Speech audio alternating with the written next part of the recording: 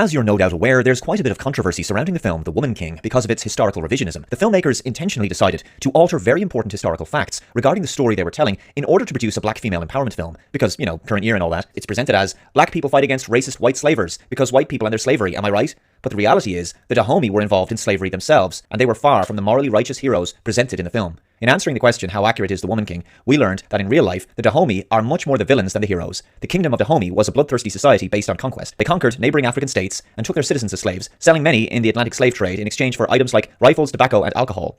Many of the slaves they sold ended up in America. Ironic, considering this is an American film. They also kept some slaves for themselves to work on royal plantations. The Agoji, women warriors, fought in slave raids. During the raids, they'd burn the villages to the ground. Those who they let live, including the children, were taken captive and sold as slaves. The movie strategically downplays this part of Dahomey's history so as to not complicate the story with the truth. Yeah, the truth often gets in the way of a good narrative and agenda. Roughly 500 slaves and criminals were mass executed in large-scale human sacrifices. Wow, that sure is a very different message than the one presented in the film, isn't it?